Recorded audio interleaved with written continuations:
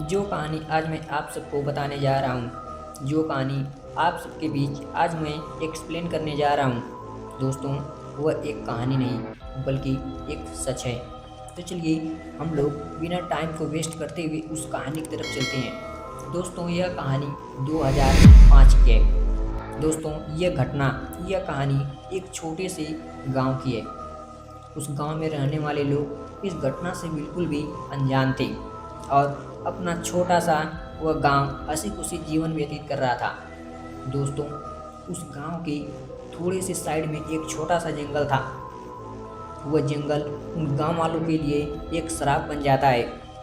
तो दोस्तों आखिर क्या होता है उस जंगल में, चलिए हम आगे कहानी में जानते हैं। दोस्तों उसी गांव में एक छोटी सी फैमिली जो कि विनोद की थी। विनोद अपने घर में इकलौता कमाने वाला व्यक्ति था और उसके पीछे उसकी माँ और उसकी पत्नी और 2 बच्चे थे। विनोद एक मजदूरी करने वाला व्यक्ति था जो कि गांव के बाहर पूरे दिन जाकर मजदूरी किया करता था और मजदूरी से जो भी पैसे उसे मिला करते थे उसी पैसे से वह अपने परिवार का जीवन यापन करता था।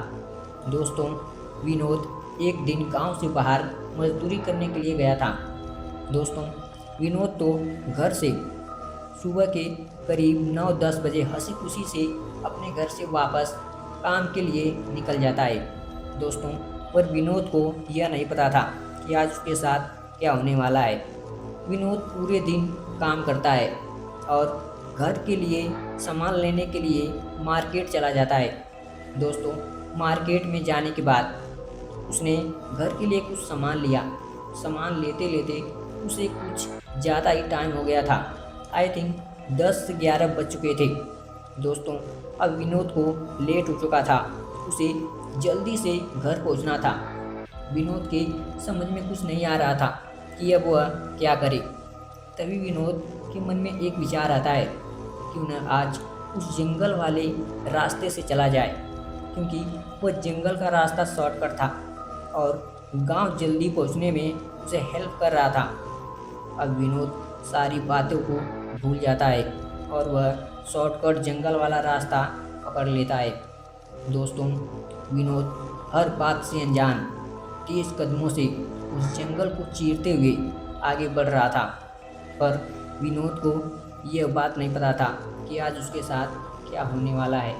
दोस्तों जैसे ही विनोद उस जंगल के बीचों बीच पहुंचता है तभी उसे एक हल्की सी आवाज़ आती है, अरे विनोद कहाँ जा रहे हो।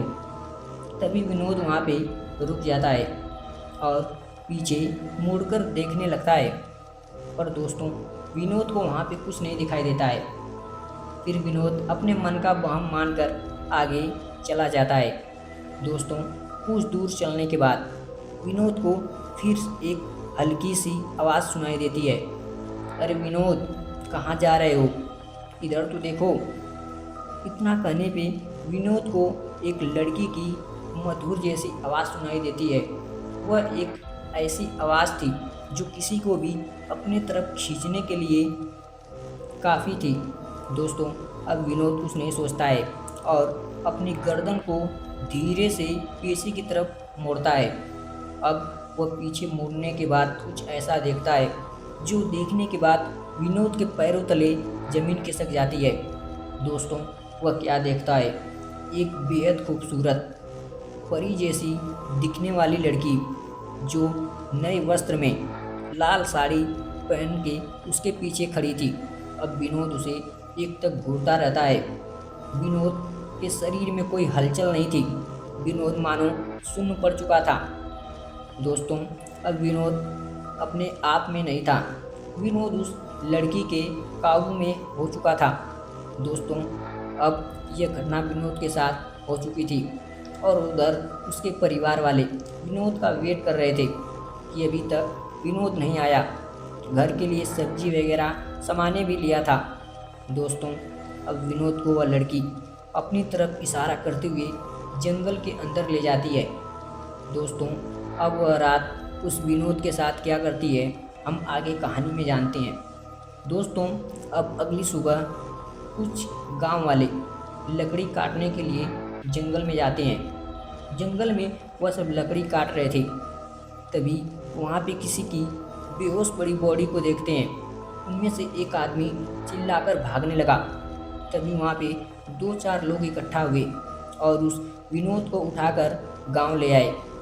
अब पूछताछ करने के बाद पता चला कि यह तो विनोद है जो कल रात से गायब है। दोस्तों, विनोद के परिवार वाले आए, डॉक्टर को बुलाया गया, पर विनोद अभी भी बेहोश हालत में, बेसुध हालत में पड़ा हुआ था। दोस्तों, उसके बाद कुछ टाइम विनोद को होश आया। दोस्तों, होश आने के बाद जो बातें विनोद ने बोला वह सुनने के बाद उसके परिवार वाले सन्न रह गए। उसके परिवार वाले तो छोड़िए, पूरा गांव सन्न रह गया कि आखिर एक रात में विनोद के साथ ऐसा क्या हुआ जो विनोद ऐसी ऐसी बातें करने लगा जो गांव वालों को डराने के लिए काफ़ी था। दोस्तों, जैसे ही विनोद ने आंखें खोला, ज़ोर ज़ोर से चिल्लाने लगा, तुम मुझे अपने साथ ले चलो, तुम मुझे छोड़ कर ना जाओ, मैं तुम्हारे बिना मर जाऊंगा। और बहुत सारी ऐसी बातें बोल रहा था जो गांव वालों के सर के ऊपर से जा रही थी। दोस्तों, आखिर कल तो विनोद मजदूरी करने के लिए गांव से बाहर गया हुआ था। आखिर उसके साथ रात में ऐसा क्या हो गया जो कि विनोद एक पागल व्यक्ति, पूरी तरह से पागल हो चुका था। दोस्तों, अब यह घटना धीरे धीरे लोगों के समझ में आने लगी थी।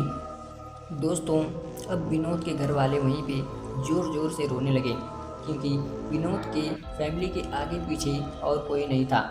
विनोद ही अपनी फैमिली की देख रेख किया करता था। दोस्तों, तभी उस भीड़ को चीरते हुए गांव के एक बुजुर्ग ने वहां पे आके कुछ ऐसा बोला जिसे सुनने के बाद पूरे गांव वाले दहशत में आ गए।